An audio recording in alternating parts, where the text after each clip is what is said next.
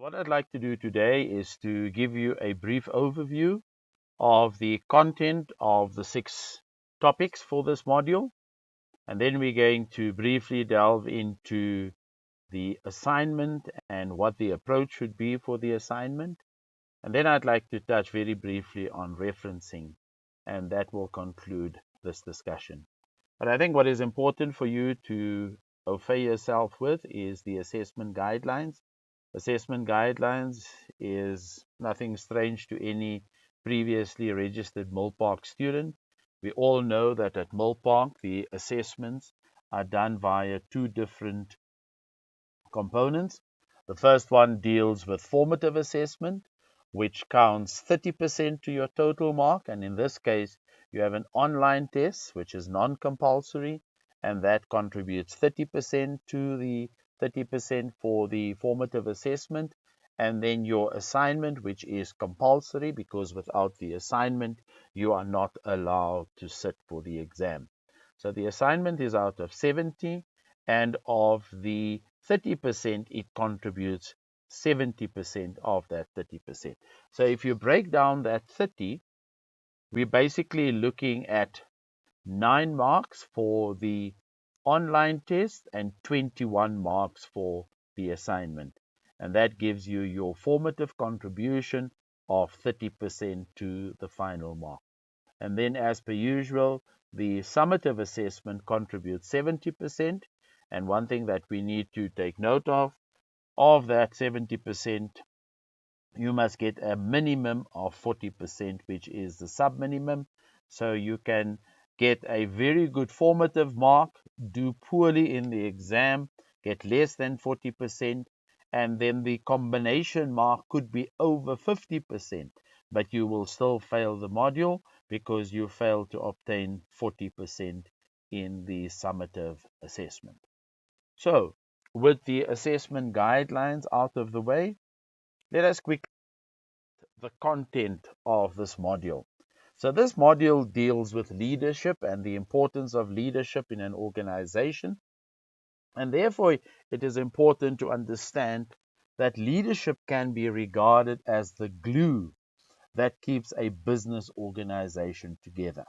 Now, this is very important because if you think broadly to the 4 pillars of management, management consists of planning, organizing, leading, and control. So this entire course deals with the 3rd pillar of management, namely leading. And leading has to do with monitoring and changing the behavior of people in an organization for the company or the organization to achieve its stated goals or objectives. And therefore, we call or we refer to leadership as the glue that keeps the organization together. So in order to understand that phrase, we're going to go through 6 different topics that will unpack the importance of how that glue is applied, where it is applied, and what is its holding power to monitor the behavior of people within an organization. The outcomes of this module, there are 6 of them. The first one is to demonstrate an understanding of the African context of leadership and how it influences the execution of leadership in an organization. It also looks at the key factors impacting on leadership in a multicultural environment like South Africa. It analyzes and explains the different leadership approaches and styles. It looks at the different motivational theories. It looks at self-leadership and also team leadership competencies. And then right at the end, it closes the argument about organizational changes and how leadership can enhance or direct staff into the changes that organizations so often have to make in a turbulent and vibrant environment. So these are the 6 outcomes for the module, and you will notice how they are unpacked throughout the content. So Topic number 1 deals with managerial leadership. Now, first of all, the question that comes to mind, why is leadership necessary? Now, leadership is necessary because we work with people, and people are unpredictable. People have different beliefs, different capabilities, and different interests. And therefore, it is important for people within leadership positions to harness these differences and bring all these different groupings with all their different beliefs, their different capabilities, their different capacities, their different interests together as a unified unit in an organization for the organization to achieve its goals. And therefore, they say that leadership is not a position, but it is a process that unfolds over a period of time. And therefore, if you look at the very brief definition of leadership, it looks at the ability. Now, that word is a very strong word in this context because it looks at how that individual can influence other people to contribute to the attainment of company goals and objectives. Now, in any leadership role, there are three components. So you have the leader, you have the follower, and you have the situation. And leadership can only be fulfilled in these three components. If any of these components are not present, you don't have a situation of leadership. Now, it is important to start with the situation. Now, the situation is what we call the organization, with all its challenges from an internal perspective and an external perspective. And based on that, you will have to monitor the behavior, motivate, and enhance the position of your followers. And in this case, your followers refers to the employees in the organization, and it is the responsibility then of the leader in his capacity as a good leader, as a specialist, as an individual that has all the knowledge about the company structure and what the company product is all about.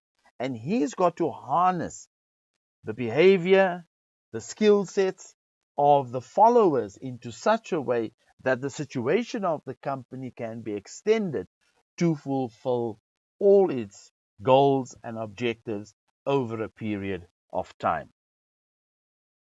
What is also important is if you look at the word leadership, and here we've unpacked what a leader actually represents in his position. So that I can leave over to you. You can read and you can go through it and make peace with that. Then also the distinction between what is leadership and what is management. Now, there is a subtle difference between management and leadership because management highlights, if you look at this table over here, everything in the left column over here give you all the important aspects pertaining to what are the things that needs to be achieved in an organization or a company. And that is why they say from that perspective, you're looking at a good manager, and a manager will be the person that will do the things right, right? But from a leadership perspective, it is taking what is the challenge within the organization and making it real by monitoring and influencing and motivating the behavior of individuals that will be part of this process to achieve company goals. And here we look at words like vision, like long range, like enabling environment. We look at innovation. We look at inspiring trust. All things that are very pertinent to a leader. And those things are aligned to what the organization requires from that specific leader in his position. And therefore, we say good leadership does the thing right. And there's the subtle difference between good managers and good leaders. So, leadership skills is another important aspect. when we look at an organization. Leadership skills involves three important components: conceptual skills, human skills, and technical skills. And on each level of management within an organization, these three skills are applied. Now, conceptual skills are the ability of managers to think and to conceptualize the future of this organization and to plan how that company will unfold in years to come. And that is the dominant skill which is required at the top level of management. But top level managers also need to understand human beings, and therefore human skill is also important, and also technical skills. Now, technical skills explains the technical know-how of what the company is all about. So, if I look at middle level management, the dominant skill that is required at middle level management is human skills, and to a lesser extent, conceptual skills and technical skills. Whereas at the lower level of management, the most important skill is technical skills, then human skills, and then conceptual skills. So it is important for you to be able to distinguish between these three skills. You most probably know it by now, but it is all part and parcel of the whole leadership philosophy within the organization. Then you also need to understand leadership roles, and leadership roles, according to the theory, are divided into three broad components. The first one deals with interpersonal skills, the second one with informational skills and roles, and the third one deals with decision-making roles. So when you look at interpersonal roles of the leader, you are referring to that leader as a figurehead of the organization. He is the icon of that specific company. He is a leader, and he is the one that has to motivate the entire staff component. And he is also a liaison of that organization to the world out there. His informational role is one of sharing information, of monitoring the situation, and also in tandem with your public relations manager, becomes the spokesperson for that specific company. And then also decision-making roles on how we handle the things that actually takes place in the organization, from identifying new products and services through an entrepreneurial process. How do you handle issues in an organization that can disturb the flow of progress? Who must get what in terms of resources, and also fulfilling that important role of a negotiator at the end of the day.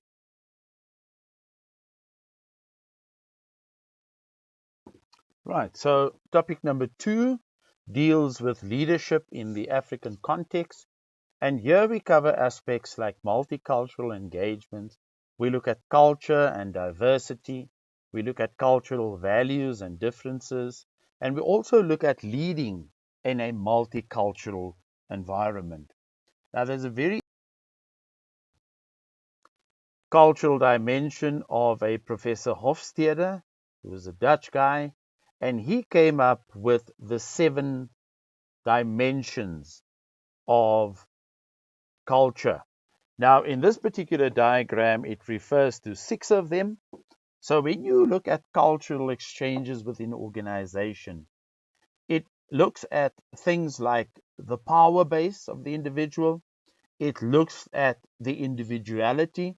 When we look at the company situation, is it the individual that is important, or is it the collective of individuals in that organization that is important in terms of growing that organization? Then we also look at the tolerance of uncertainty. I think we're moving into a world nowadays in the modern business where permanent positions is becoming a luxury, but that more contract seasonal type of employment is becoming the order of the day. Then we also look at the situation of masculinity versus femininity, where males traditionally are the ones that used to run the organizations that were appointed in top management positions, but slowly but surely, females are fulfilling that role. And how is the balance maintained within an organization between males and females? Then we also look at long-term and short-term successes of the organization.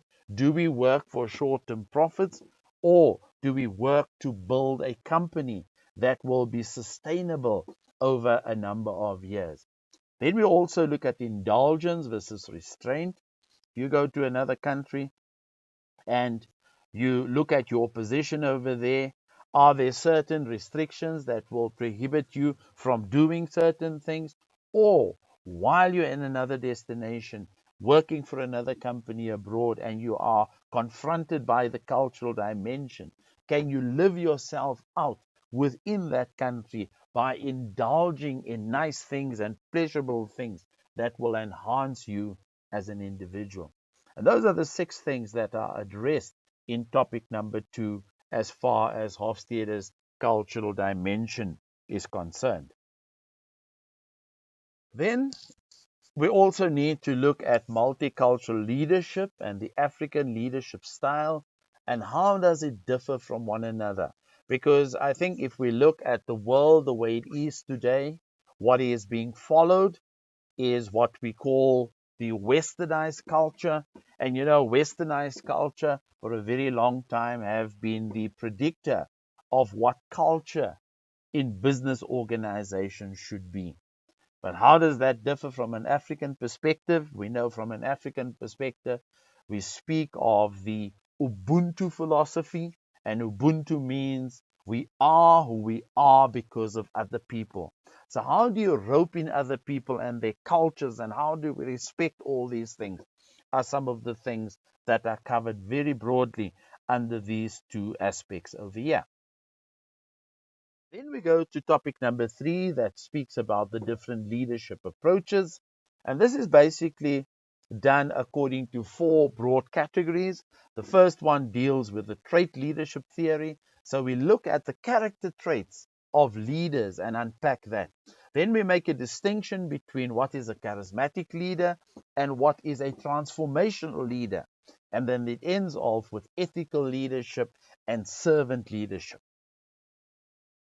So the first thing is the trait leadership deals with the inherent ability of an individual to lead. And individuals that find themselves in this particular category will portray the following leadership traits. Things like drive. As a leader, you want to drive a process. And when we look at the word drive, it means it's got to move into a direction. Desire to lead as a result of that drive. And when you lead, you must lead with honesty and integrity, and also be a leader with self-confidence and intelligence, which is very important. And that is how people believe in what you do. You also need to have job-related knowledge. And then the very important one is the last one that we call extraversion, which is nothing else than the energy or the enthusiasm of a leader to change a process. In contemporary leadership styles, the first one I said was the charismatic leadership. And when you look at charismatic leadership over here, we're looking at building strong relationships with people in the organizations. These individuals have the capacity to motivate, to drive change. They are confident, they are visionaries, and they just have the ability to take charge of a situation.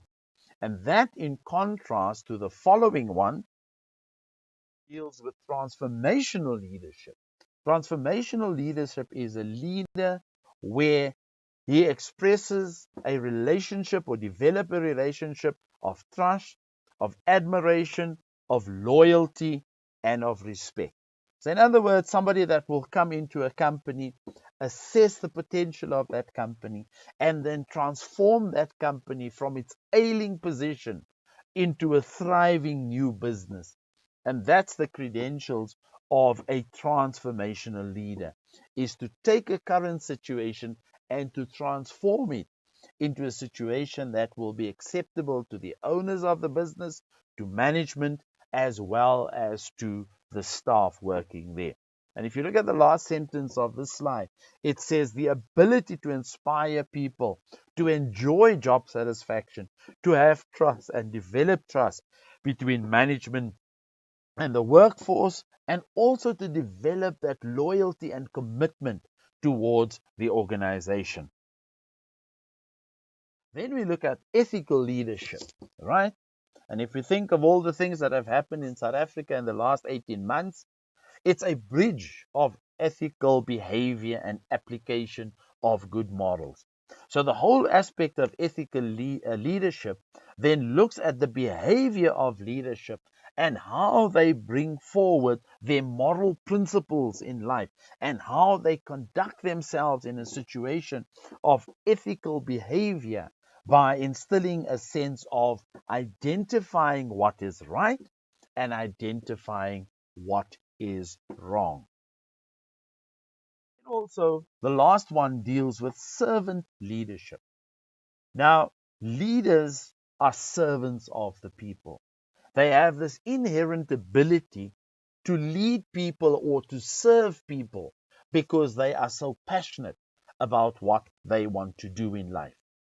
Now, servant leadership is something that a lot of leaders across the world have actually eliminated from their vision and from their scope as being leaders.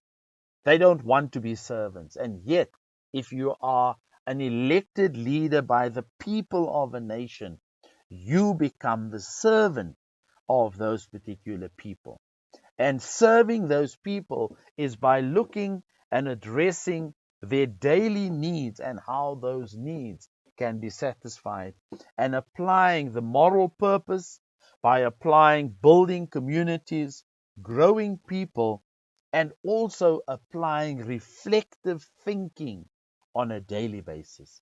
And these are the different leadership styles that you have to understand and be in a position to apply from a practical perspective. Then topic number 4 deals with leadership and motivation. So here we look at the link between leadership and organizational performance. Now, if you think of leadership and strong leadership, it is an element that will drive employees to excel in their business or in their daily task, and at the end of the day have a good performance because of the good inspiration that has been instilled by the leader.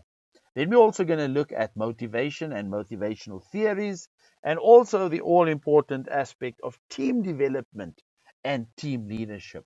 Because no function in a big organization are done by individuals. It is done by team people, teams of individuals that plays a crucial role on how the company goals and objectives are executed. Like I said, the first part deals with leadership and performance. So leadership then looks at the ability to plan for the future of the business, and in planning for the future of the business, how do we incorporate our direction, our goals, and by creating a competitive advantage, by drafting the necessary workforce of the organization and align them with these specific goals and allow them to develop themselves, to grow themselves in order to achieve the company goals. Then, just briefly, what is motivation? Motivation is the desire and the willingness of employees to achieve the goals of the organization. And that is the role of the leader to untap the potential of employees to be able to achieve company goals. Then also there are different approaches to motivation. There is the content theories and there is the process theories. So the content theories deals with the what of motivation, whereas the process theories deals with the how of motivation. So under the content theories, you will find Maslow's hierarchy of needs. You will find Alderfer's ERG theory. You will find Herzberg's two-factor theory. And you will find McClellan's acquired needs theory.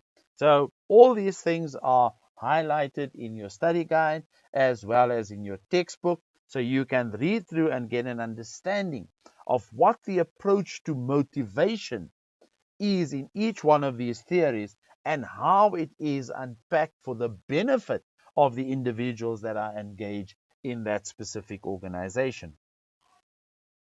Then a short summary of Maslow's hierarchy of need, and that I'm going to leave over to you, as well as Alderfer's ERG. And the difference between Maslow's hierarchy of need and Alderfer's ERG theory is that we're looking at the existence of needs. So we've identified the needs according to Maslow, but now we're going to unpack them in a different manner. We're looking at the relatedness of these needs. How do they actually coordinate? And the third part is, how do we grow these needs? So it is a theory that is based on Maslow, but looking at Maslow from a different perspective. Then Hertzberg's theory of two factors, where we look at hygiene factors and at motivators. Now, the hygiene factors are the factors which the company presents to the employee, like quality supervision, like good pay, like enhancing company policies, a great working environment, and job security. So if those things are in place in the mind of an individual working in a company, it leads to what we call the motivating factors. It gives you the inspiration to grow yourself.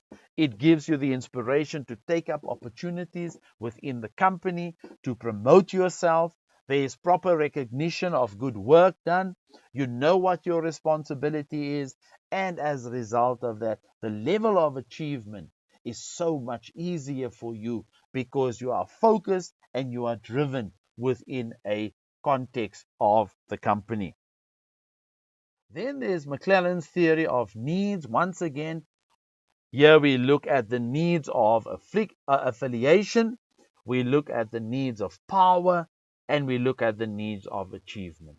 And if you analyze these three components, they speak to any employer within an organization on how to conduct yourself from a human perspective.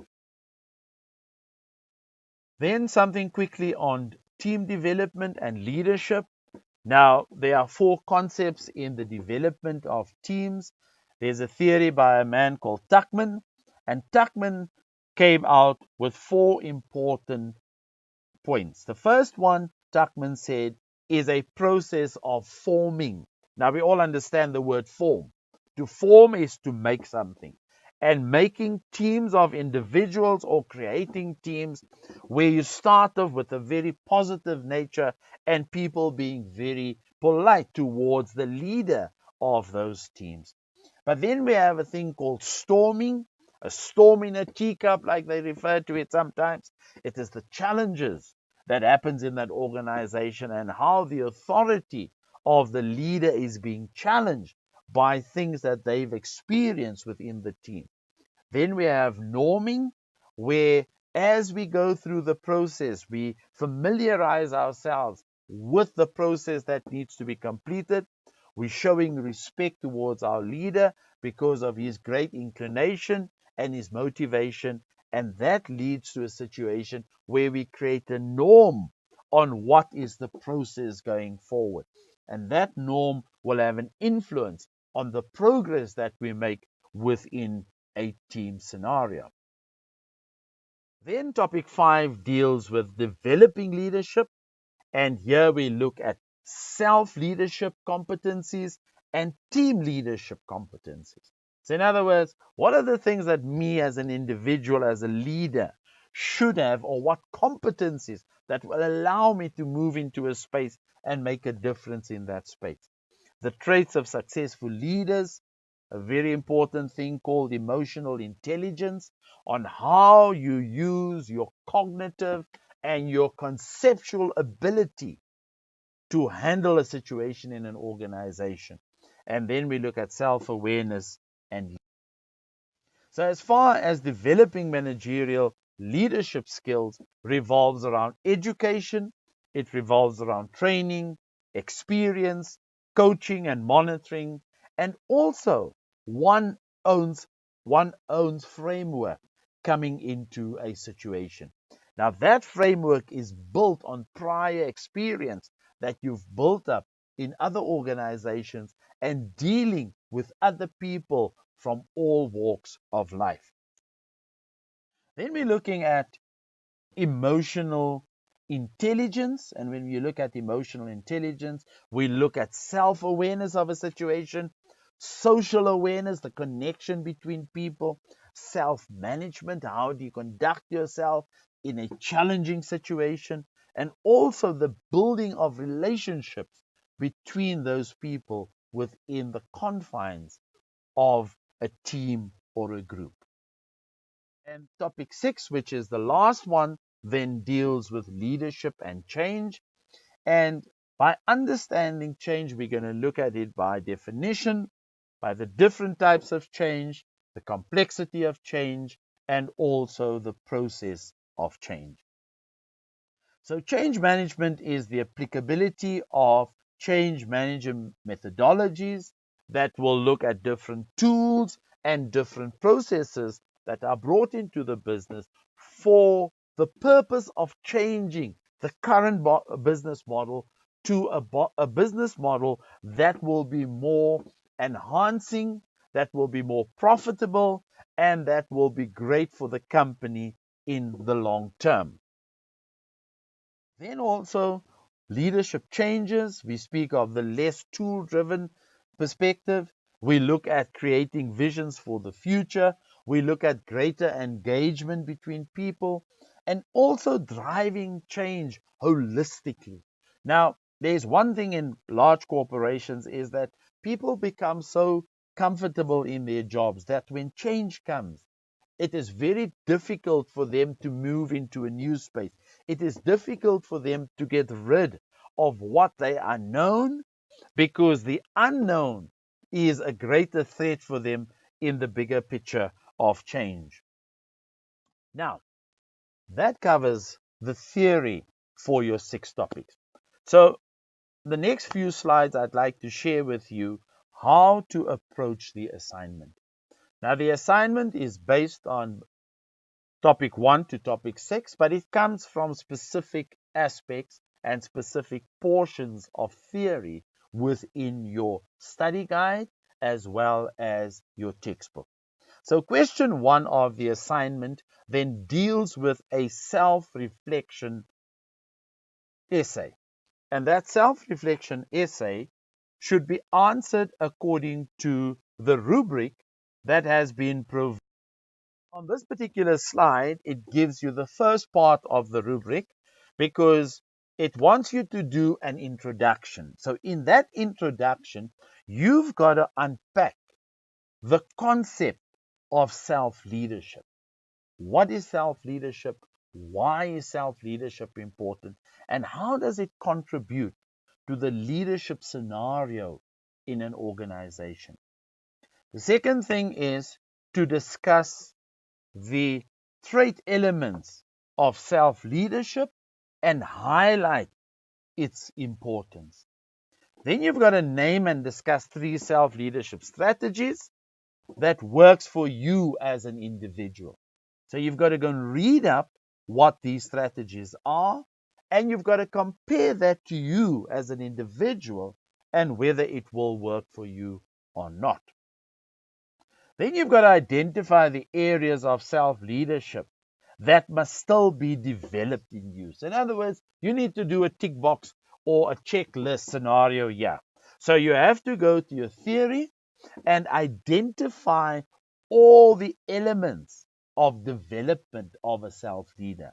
And then you've got to take yourself and you've got to tick, where do I fit into this particular grid? Then also you need to compare your self-leadership to that of the young leaders that are discussed in the study guide. So you have to take 5 similarities and 5 differences to compare yourself to one of the young leaders that are highlighted in the case study. And then finally, you need to do a conclusion. Now, what's the purpose of a conclusion? Is to draw all the aspects about self-leadership. So, like you've introduced the topic of self-leadership, now you have to justify the essence of self-leadership and how it contributes to the success within an organization. So that's the theoretical components of the assignment. You need to pay attention to the technical aspects of the assignment. And the technique of the assignment then deals with proper referencing. It deals with the length of your essay. It deals with referencing techniques. It deals with paragraph justification. So all the technical things that pertains to the assignment as it is listed in the rubric, you've got to address it in that fashion. Then section B of your assignment deals with the following.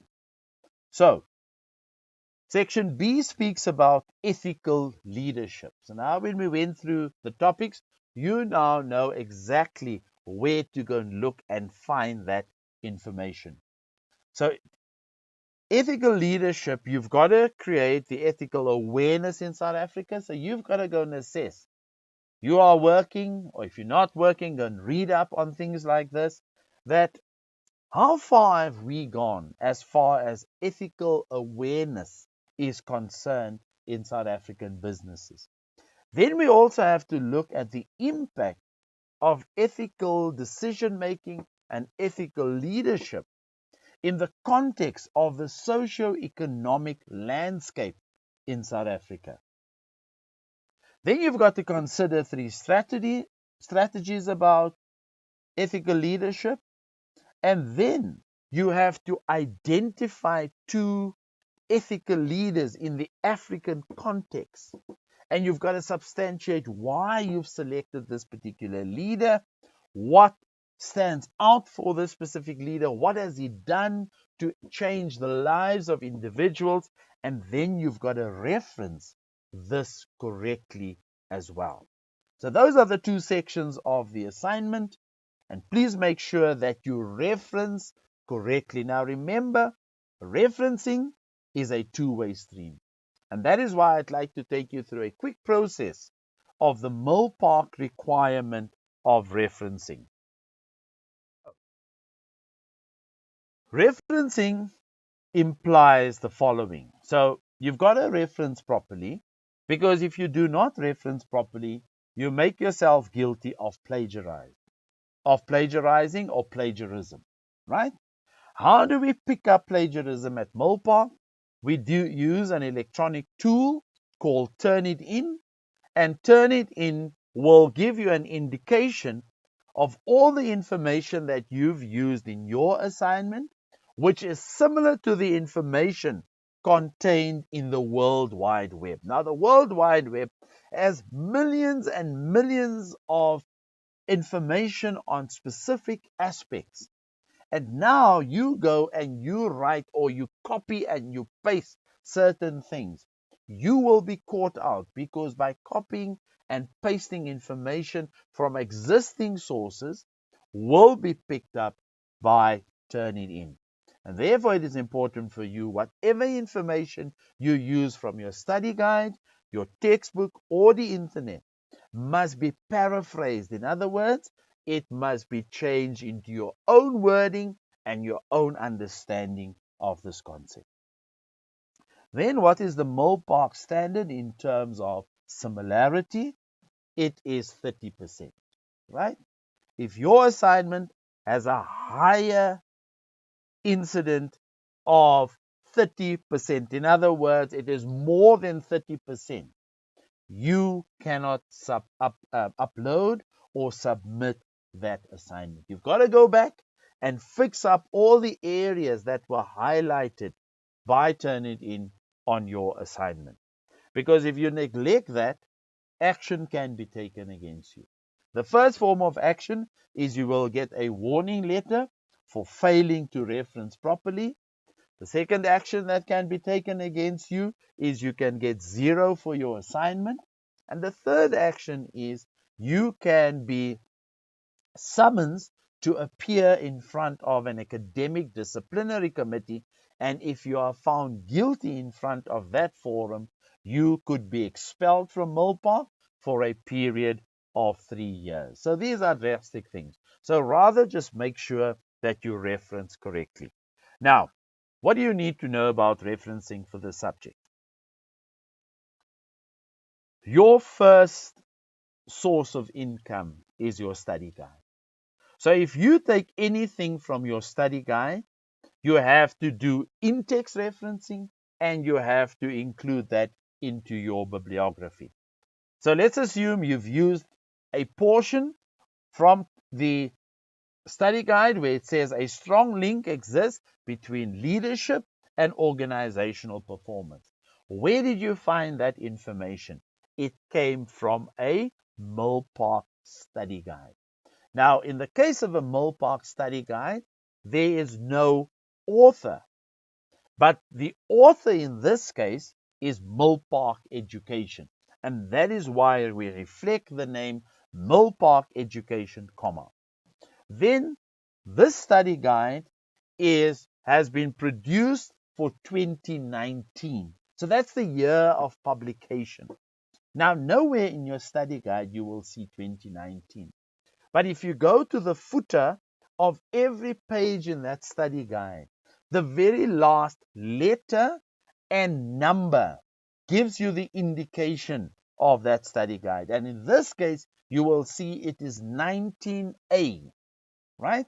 And because it says 19, you assume the year is 2019.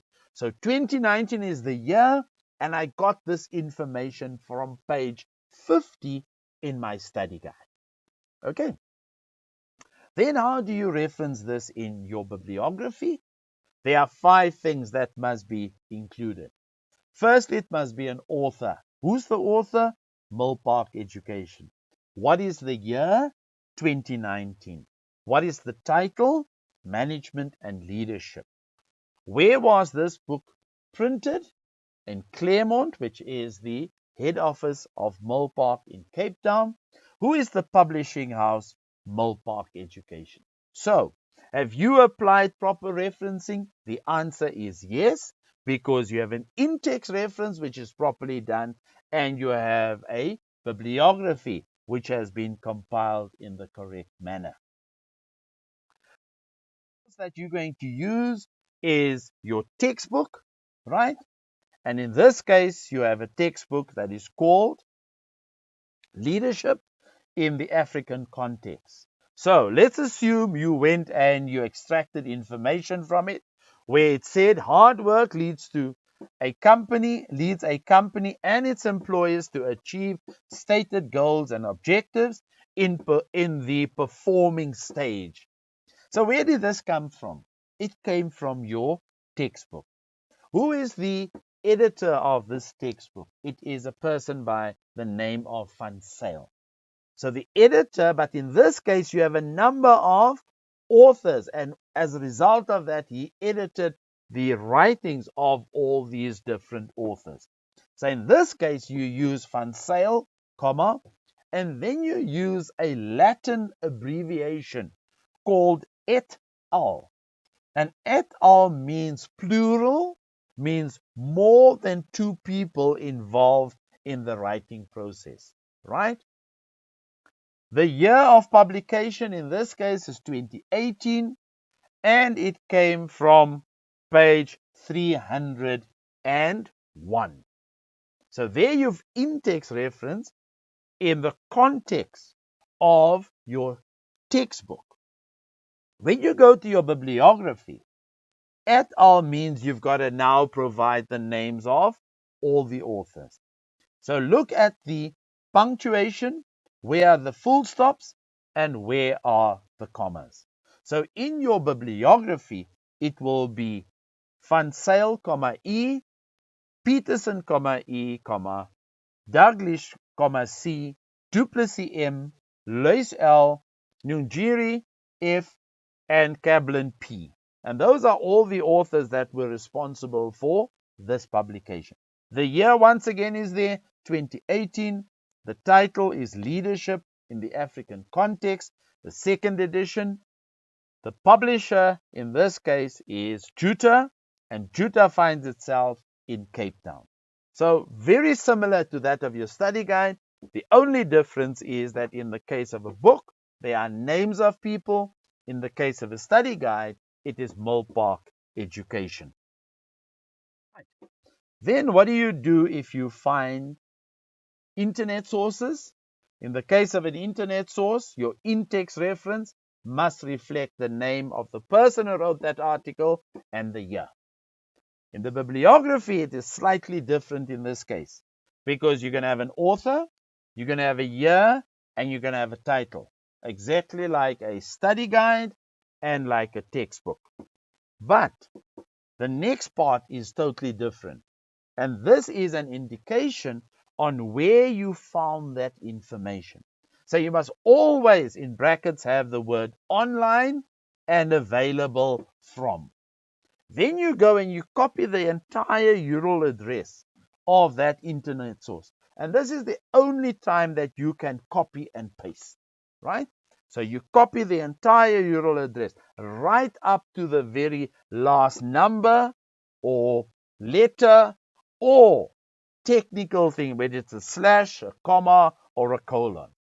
And then you must also remember, when did I access this information? And that day, month, and year must be reflected between brackets. And that is how we reference internet reference. So I assume that for your assignment, you're going to use the study guide, you're going to use your textbook, and you will look to the internet for some additional information. Next few slides simply gives you an indication on what I've already shared with you in terms of what is plagiarism. Next slide tells you about Turnitin, how it works, and what is the Milpark standard, which is 30%. And also, if you get more than 30%, the scenario of the warning letter. Ladies and gentlemen, brings us to an end of this discussion. I wish you well. I hope that you guys will excel in the assignment.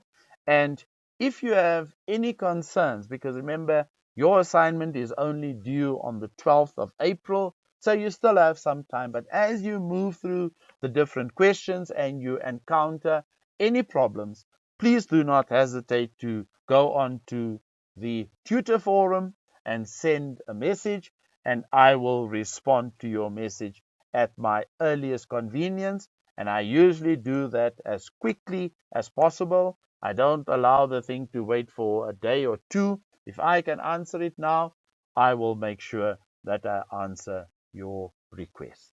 So good luck and everything of the best.